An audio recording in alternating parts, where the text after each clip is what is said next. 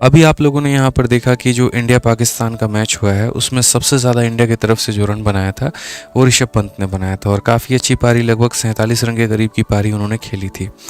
ये पारी तो आप लोगों ने देखी, लेकिन शायद ऋषभ पंत के आपने उस हालात को नहीं देखा जिस हालात से अभी वो गुजर करके आए थे। जैसे अभी क्या होता है, आज मैं हमारा 3 मिलियन का जो है वो सब्सक्राइबर हो गया पूरा का पूरा रैंकर्स गुरुकुल यूट्यूब चैनल पे।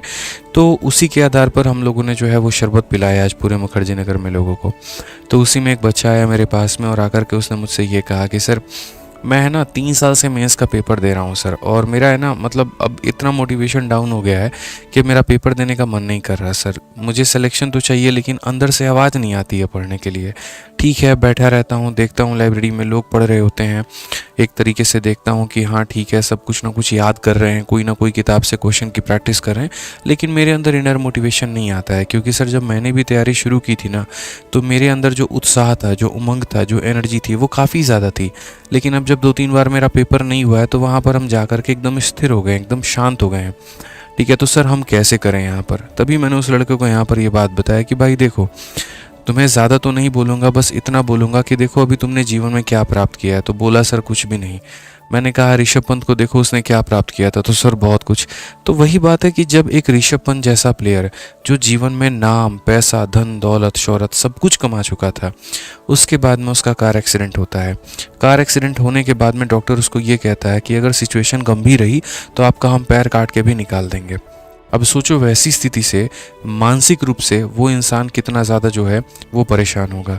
उसकी गाड़ी की स्थिति देख करके यहाँ बीसीसीआई के एक से एक बड़े लोगों ने ये बोल दिया था कि शायद ये दोबारा जीवन में कभी क्रिकेट नहीं खेल पाएंगे।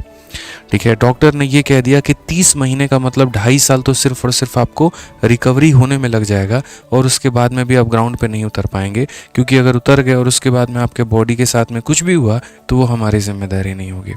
उस अकेले लड़के ने, देखो कितना जिद्दी और कितना स्टबॉर्न लड़का है, ठीक है, कि उस अकेले लड़के ने मेरे भाई यहाँ पर सिंपल अपनी मेहनत के दम पर 30 महीने में जो रिकवरी होनी थी उसको वो 14 महीने में अपने आप को रिकवर करके लेकर आया।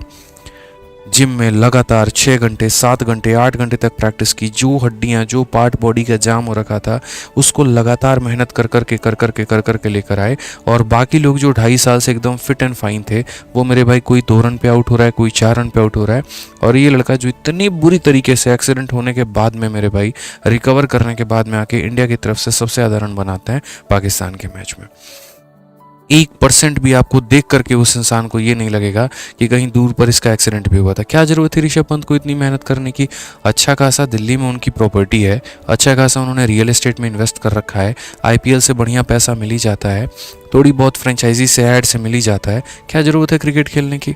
इंपॉर्टेंट क्रिकेट नहीं ना है मेरे भाई, इंपॉर्टेंट उसका जीवन दिखता है, उसका फ्यूचर दिखता है वहाँ पे। ठीक है ना। काफ़ी सारे लोग ऐसे होते हैं जो अपने ऊपर में ध्यान नहीं देते, फिटनेस पे ध्यान नहीं देते, बाकी चीज़ों पर ध्यान नहीं देते हैं। ठीक है, चल रहा है, चलने दो। लेकिन काफ़ी ऐसे लोग होते हैं ना जिनको चलना ही तो पसंद नहीं है, उनको और बेहतर करना है, और बेहतर करना है, और बेहतर करना है ज़िंदगी में। जब तक वो अपने एम को हासिल नहीं कर लेते ना, तब तक वो रुकते नहीं है। एक ऑलरेडी स्टार बना हुआ इंसान अगर चाहता तो लोगों की सिंपैथी देख करके कि हाँ हाँ ये बेचारा जो है बीमार है, इसको छोड़ दो, हम समझ सकते हैं, तुम नहीं खेल सकते हो। किस व्यक्ति ने उसको रोकने की कोशिश नहीं की होगी? उसके माँ बाप ने, उसके पेरेंट्स ने, उसके घर वालों ने, ठीक है, उसके कोच ने, हर किसी ने, उसके डॉक्टर ने, हर किसी ने उसको रोका होगा, तुम क्रिकेट मत खेलो, तुम्हें नुकसान करेगा। और वो इंसान जस्ट पूरी दुनिया को अकेले छोड़ करके ये बोल रहा है मैं खेलूँगा भाई, मेरे खेलना है। तो बड़े बड़े लोग हैं ना, आप ये देख लेते हो कि विराट कोहली इतने बड़े बन गए, लेकिन कोई ये नहीं जानता है कि एक तरफ विराट कोहली के पिता की देहांत हो गई थी, दूसरी तरफ जो है बंदा ग्राउंड पर क्रिकेट खेल रहा था क्योंकि उसके पिता का कहना था चाहे कुछ भी हो जाए तुम अपने सपने को पूरा करना। जिस दिन तुम्हारा सपना पूरा हुआ समझ लो उस दिन जो है मेरे कलेजे को ज़्यादा ठंडक पहुँचेगी। आप अपने सपने थोड़ी पूरे कर रहे होते हैं, आप असल में मेरे भाई यहाँ पर जो आपके सपने होते हैं ना, वो कई गुना ज़्यादा आपसे आपके माँ बाप के होते हैं, कई गुना ज़्यादा होते हैं। आप जितना अपने आप को स्टारडम फील करोगे ना, वर्दी के मतलब पहन के, शीशे के आगे चश्मा पहन कर, उनसे कई गुना ज़्यादा उनको प्राउड फील होगा यार, कि अब शान से बोलते हैं हाँ चलो ऐसे सीना चौड़ा करके हमारा लड़का है। तो ये चीज़ें हैं। अब इसमें आप लोग जो है, कभी आप लोग गर्मी का बहाना दे देते हो, कभी आप लोग आईपीएल का बहाना दे देते हो, कभी आप लोग कोई और चीज़ का बहाना दे देते हो। तो बहाने जो है वो तो जीवन भर चलते रहेंगे। ठीक है। अब उसमें मेरे भाई आप देख लो ना, आप अपने आप को बेहतर कैसे कर सकते हो। अभी एक लाइब्रेरी में था, 3 घंटे तक लाइट कट गई, देख रहे हैं सारे लोग जा करके बाहर पंचायत कर रहे हैं, बातें कर रहे हैं, घूम रहे हैं, और वहीं पर एक लड़का चुपचाप जा करके कोने में जो है अपना देख रहे थे, थोड़ा बहुत वहाँ लाइट आ रहा था, वो पढ़ाई कर रहा था। दूसरा लड़का जा करके उसके बगल में जो है मोबाइल में क्विज लगा रहा था। तो ये आपके ऊपर में मतलब डिपेंड करता है कि आप अपने समय का इस्तेमाल किस तरीके से करते हैं।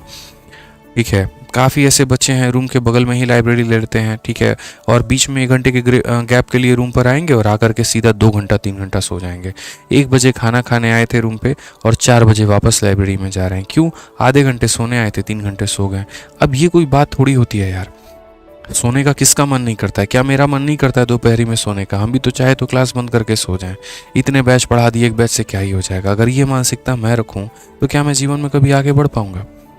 आज मेरे ऊपर में लाखों बच्चों की जिम्मेदारियां हैं, क्या वो कभी पूरा हो सकता है? तो सपने को जब तक आप अपने मुकाम को हासिल नहीं कर लेते हैं तब तक आप अपने आप को मत रोकिए। जो भी बाधाएं आती हैं, यकीन मानिए वो बाधा इसीलिए आ रही है क्योंकि आपके अंदर में दम है।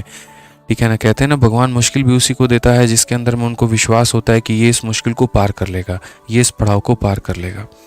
और जो लोग पार करते हैं इतिहास में, वही नाम लेकर, उन्हीं का नाम लिया जाता है भाई, उन्हीं का जो है एकदम स्वर्णिम अक्षरों में उनका नाम लिया जाता है, वही कीर्तिमान हासिल करते हैं। तो अपने आप को वैसा बनाओ यार। ठीक है। कहते हैं ना कि शांत समंदर में तो नौका कोई भी चला लेगा, मज़ा तो तब आता है जब तूफान हो और उसमें ये बोलो कि हम पार करके दिखाएंगे। तो वैसे बनो यार। यहाँ पे शांत जल पे क्यों चला रहे हो अपनी नाव को? हर चीज़ आप लोग कर सकते हैं, बस थोड़ा सा अपने आप में डिसिप्लिन लेकर के चलो, थोड़ा सा आप लोग अपने आप में पेशेंस लेकर के चलो, थोड़ा सही गाइडेंस, सही स्ट्रेटजी लेकर के चलो, सब कुछ पूरा हो सकता है। ठीक है। ध्यान रखो मेरे भाई इस बात का।